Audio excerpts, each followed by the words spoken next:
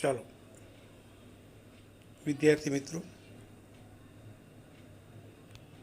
આજે આપણે હિસાબી ગુણોત્તર અને વિશ્લેષણમાં રીત નંબર 1 કાચા નફાનો ગુણોત્તર એના દાખલા આપણે આજે શરૂ કરીએ છીએ.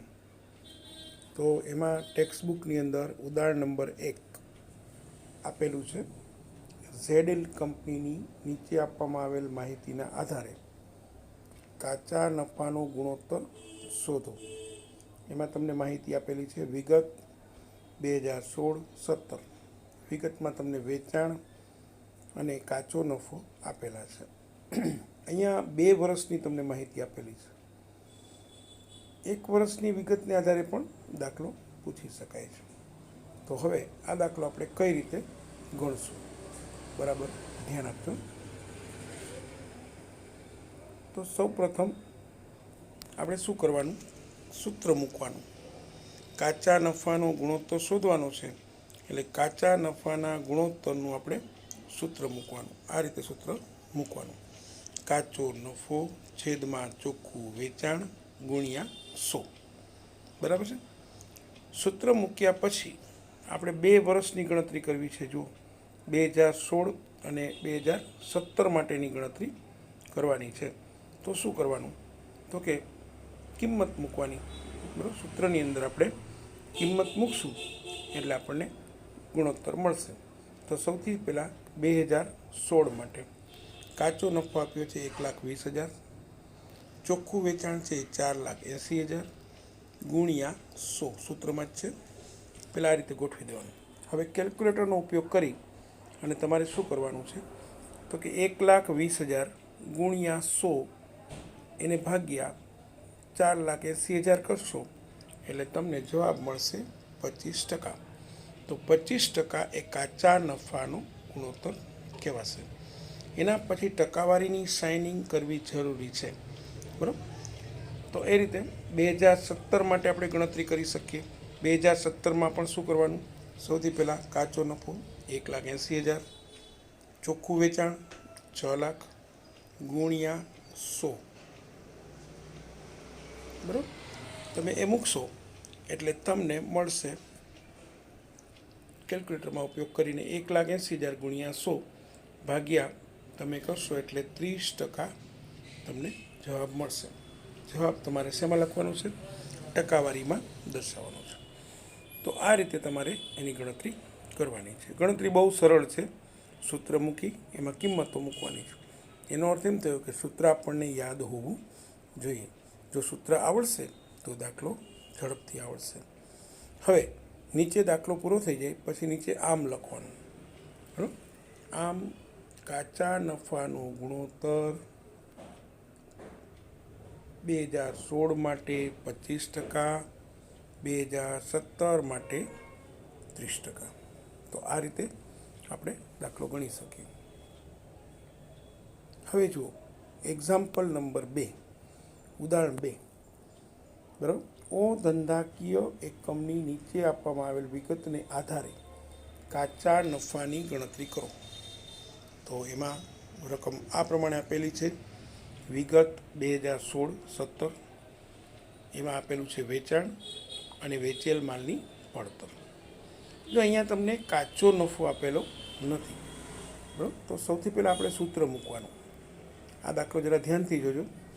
બરાબર. સૌથી પહેલાં સૂત્ર મૂકવાનું. કાચા નફાનો ગુણોત્તર બરાબર આ રીતે સૂત્ર મૂકવાનું: કાચો નફો છેદમાં ચોખ્ખું વેચાણ ગુણ્યા 100. હવે આપણી પાસે સૂત્રને પ્રશ્ન કરવાનો. સૂત્રમાં પૂછવાનું કાચો નફો છે. સૂત્રને પૂછો કાચો નફો છે, તો કે ના, નથી, નો. એનો અર્થ એમ થયો કે કાચો નફો દાખલામાં નથી. કારણ કે આપણી પાસે રકમ છે, એની અંદર જુઓ આપણી પાસે શું છે, વેચાણ છે, વેચેલ માલની પડતર છે. એનો અર્થ કે કાચો નફો નથી. તો શું કરવાનું, કાચા નફાનું સૂત્ર લખવાનું. આ રીતે કાચો નફો બરાબર વેચાણ માઇનસ વેચેલ માલની પડતર. બરાબર. આ સૂત્ર મૂકી અને હવે એમાં 2 વર્ષ માટે પાછી ગણતરી કરવી પડશે. તો પહેલાં 2016 માટે ગણતરી કરીએ. જો વેચાણ છે 8 લાખ, રકમમાં જોયું છે આપણે. વેચેલ માલની પડતર છે 6 લાખ. 8 લાખમાંથી 6 લાખ બાદ કરીએ એટલે કેટલા મળે? 2 લાખ. એવી રીતે 2017માં આપણે ગણતરી કરીએ. 17ની અંદર 1,20,000, 1 લાખ બાદ કરો એટલે 2 લાખ. તો અહીંયા તમને કાચો નફો બંને વર્ષનો મળી ગયો છે. ફરી પાછા ઉપર આવી જાઓ. હવે શું કરવાનું? આ સૂત્રમાં કિંમત મૂકી દેવાની. બરાબર? તો કાચો નફો આપણે જો ધ્યાનથી લેવાનું, આપણે જે શોધ્યો ને કાચો નફો એ આપણે અહીંયા મૂકવાનો થશે. તો કાચો નફો 2 લાખ, વેચાણ 8 લાખ ગુણ્યા 100. કેલ્ક્યુલેટર લઈ લ્યો. કેલ્સીનો ઉપયોગ કરી અને તમારો જવાબ આવશે 25%. જવાબ આવશે 25%. ખ્યાલ આવી ગયો? એવી જ રીતે 2017 માટે વેચાણ 2 લાખ, કાચો નફો 2 લાખ, વેચાણ 12 લાખ ગુણ્યા 100. બરાબર? એટલે ગણતરી તમે કરશો એટલે તમારી પાસે જવાબ આવશે 16.6666. હવે શું કરવાનું? પોઈન્ટ પછી 2 આંકડાઓ ધ્યાનમાં લેવાના. એટલે એક આંકડો આગળ ઉમેરી દેવો પડે. એટલે 16.66ના શું કરી નાખશું આપણે? 67 કરી નાખશું. બરાબર? તો આ રીતે ઉદાહરણ બીજું આપણે જોયું. બરાબર? હવે આગળ ગણીએ. છેલ્લે તમારે આમ લખવાનું ભૂલાય નહીં. કાચા નફાનો ગુણોત્તર 2016 માટે 25% અને 17 માટે 16. હવે ત્રીજો ઉદાહરણ. ત્રીજા ઉદાહરણમાં તમે જુઓ કે કાચા નફાના ગુણોત્તરની ગણતરી કરવાની છે, પણ જો માહિતી ઘણી બધી વધી ગઈ. બરાબર? વેચાણ આપ્યું છે, વેચાણ પરત આપ્યું છે, શરૂ સ્ટોક આપ્યો છે, ખરીદી આપી છે, ખરીદીના ખર્ચા અને આખો સ્ટોક આપ્યો છે. બરાબર? તો આ દાખલો પણ મોસ્ટ એમપી છે, પરીક્ષાની અંદર પૂછાતો રહેતો હોય છે. બરાબર? એટલે આની પણ ગણતરીમાં તમારે થોડું ધ્યાનથી જોજો, કારણ કે આખી ગણતરી સમજવાની છે. તો સૌથી પહેલાં તો આપણને દાખલામાં શું માગ્યું છે? તો કે ભાઈ કાચા નફાનો ગુણોત્તર માગ્યો છે. તો કાચા નફાનો ગુણોત્તર આપણે ગણવો હોય તો શું કરશું? આપણે સૌથી પહેલાં સૂત્ર મૂકી દઈશું. આ સૂત્ર મૂકી દેવાનું. સ્ટાર્ટિંગ આપણું દાખલાનું હંમેશા મુખ્ય જવાબથી થવું જોઈએ. કાચા નફાનો ગુણોત્તર બરાબર કાચો નફો છેદમાં ચોખ્ખું વેચાણ ગુણ્યા 100. હવે આપણને ખબર છે કે આપણે પ્રશ્ન પૂછવાનો છે કે ભાઈ કાચો નફો છે? તો કે ના, નથી. ચોખ્ખું વેચાણ છે? તો કે ના, નથી.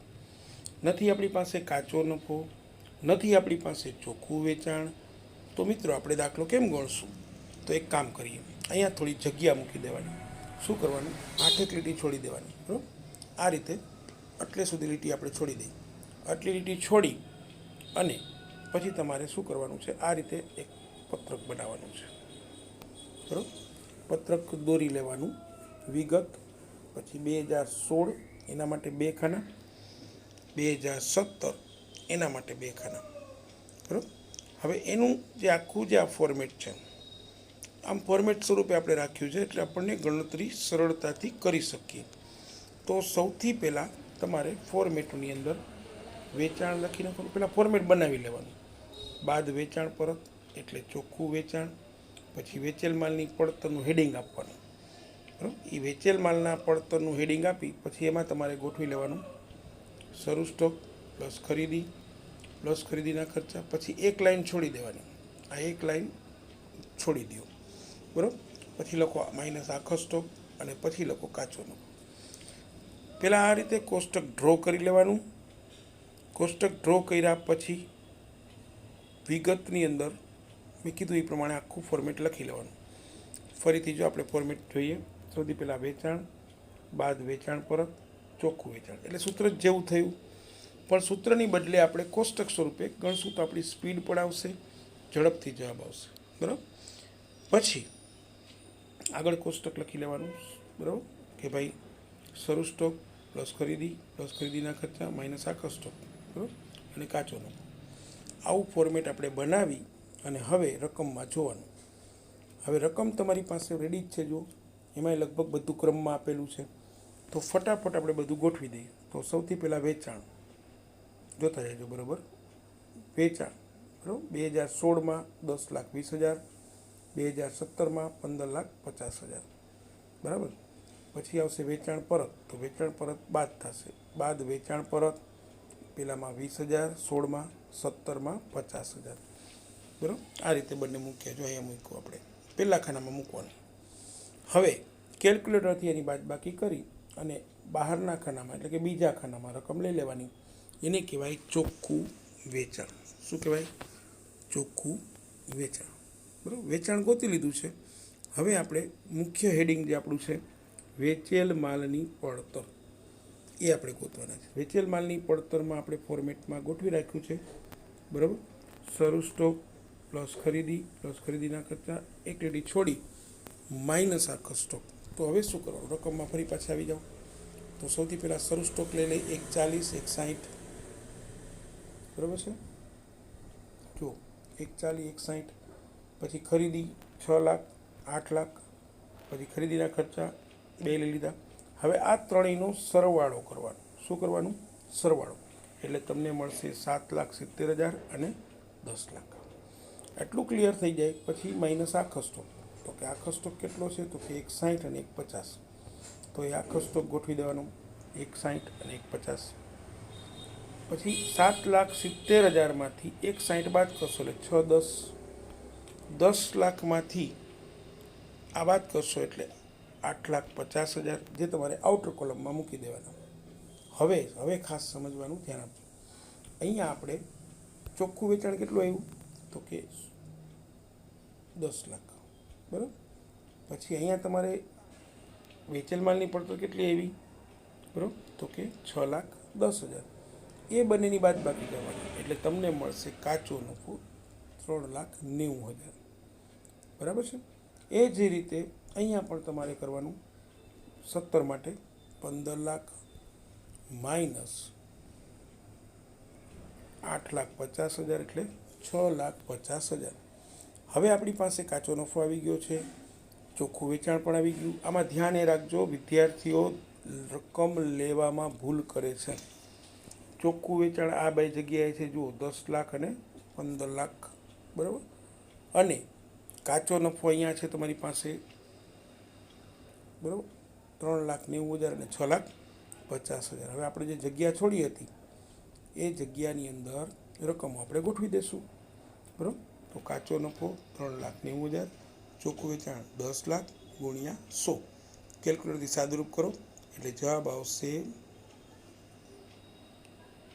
39%. 39%. ખ્યાલ આવ્યો? એવી રીતે 2017 માટે 6,50,000, 15 લાખ ગુણ્યા 100. કેલ્ક્યુલેટર લઈ લ્યો. બરાબર. સાદુરૂપ કરશો એટલે તમારી પાસે જવાબ આવશે. બરાબર. તો આ રીતે તમારે એક્ઝામ્પલ 3 ગણવાનું થશે. ફરીથી એક વખત સૌથી પહેલાં શું કરવાનું? તો કે ભાઈ કાચા નફાનો ગુણોત્તર કીધો છે એટલે સૂત્ર મૂકી દેવાનું. સૂત્ર મૂકી થોડી જગ્યા છોડવાની. જગ્યા તમને ખબર પડી જશે, અંદાજ આવી જશે કે ભાઈ આપણે કાચા નફાની ગણતરી માટે 1 વર્ષ માટે 4 લીટી જોઈ, તો 2 વર્ષ માટે 8 લીટી છોડી અને નીચે કોષ્ટક પહેલાં બનાવી લેવાનું. આ રીતે કોષ્ટક ડ્રો કરી લેવાનું. કોષ્ટક બહુ સહેલું છે. બરાબર. એમાં તમારે 1 વર્ષ માટે વિગતનું ખાનું, 2016 માટે 2 ખાના, 17 માટે 2 ખાના. બરાબર. અને પછી તમારે આખું આ ફોર્મેટ બનાવી લેવાનું. વેચાણ બાદ વેચાણ પરત, ચોખ્ખું વેચાણ, વેચેલ માલની પડતર. બરાબર. એમાં શરૂ સ્ટોક પ્લસ ખરીદી પ્લસ ખરીદીના ખર્ચા, એક લીટી છોડી માઇનસ આખો સ્ટોક એટલે કાચો નફો. આટલું ગોઠવી દેવાનું અને બસ પછી રકમમાંથી બધી કિંમતો મૂકતું જવાનું એટલે ઓટોમેટિક તમને બધું મળી જશે. છેલ્લે તમારે આમ લખવાનું ભૂલાય નહીં. તો આપણે આ રીતે